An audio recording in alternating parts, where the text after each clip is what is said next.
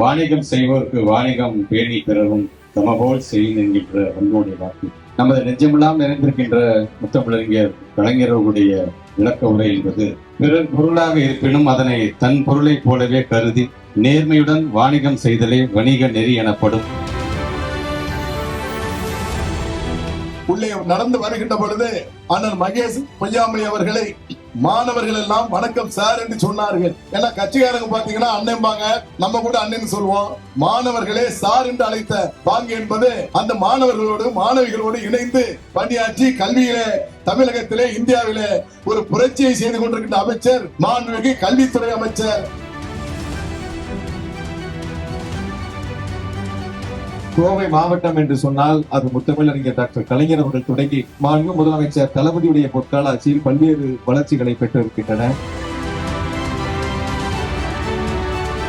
உங்களுக்கு நல்லா தெரியும், இந்த வருஷத்துக்கான பொருளாதார வளர்ச்சி தமிழ்நாட்டில் 11.19%. இதுக்கு முன்னாடி 6%, 7% இருந்தது. 11.19% இருக்கு.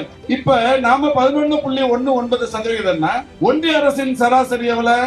6.5%. மோடி தலைமையிலான ஒன்றிய அரசின் ஒட்டுமொத்த சதவிகிதம் 6.5.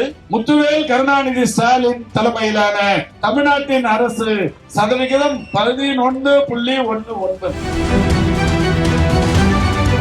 ஒட்டுமொத்தமாக அண்ணன் மாசுடன் சொன்னது போல ஒரு நாட்டினுடைய பொருளாதார வளர்ச்சிக்காக குறிப்பாக அது பெரும் பங்கு யார் ஆற்றுகிறார் என்று சொன்னால் உங்களை போன்ற வணிகர்கள் தான். ஏன் சமீபத்தில் வந்த புள்ளி விவரத்தின்படி நம்ம சொல்ல வேண்டும் என்று சொன்னால் ஒரு அரசாங்கத்தினுடைய வரி வருவாய் என்று வரும் பொழுது ஏறத்தாழ 71.6% இந்த ஸ்டேட்டுக்கு கான்ட்ரிபியூட் பண்றது யாருன்னு பாத்தீங்கன்னா உங்களை போன்ற வணிகர்கள் தான். ஏறத்தாழ 3 மடங்கு இன்றைக்கு ஒட்டுமொத்தமாக இந்த மாநிலத்திற்கான இந்த கான்ட்ரிபியூஷன் தரக்கூடியவர்கள் நீங்கள்.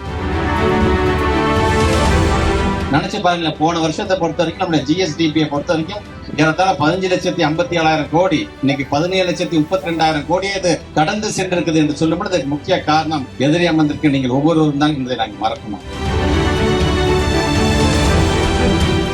வருகை தந்து நீங்க அண்ணன் சொன்னது மாதிரி இந்த 4 வருஷத்துக்கு மட்டும் பாருங்க, தொழில் முனைவோடைய எண்ணிக்கை ஏறத்தால் எத்தனை பேர் நம்ம தொழில் முனைவோட நம்ம ஆக்கி காட்டுறது. இந்த அரசாங்கம் 59,584 பேர் இன்னைக்கு நம்ம உருவாக்கி தந்திருக்கோம். அதுல ஏறத்தால் 21,000 பேர் பெண்களாக இருக்கிறார்கள். அதுல 7,000 பேர் பழங்குடியின மக்கள், பட்டியலின மக்களாக இருக்கிறார்கள். அதுல 2,000 சொச்சத்துக்கும் மேற்பட்டவர்கள் சிறுபான்மை மக்களாக இருக்கிறார்கள். 717 பேர் மாற்றுத்திறனாளிகளாக இருக்கிறார்கள். ஆக அனைவருக்குமான இன்றைக்கு இந்த தொழிலை கொண்டு சென்றிருக்கிறார் நம்ம தமிழ்நாட்டுடைய முதலமைச்சர்.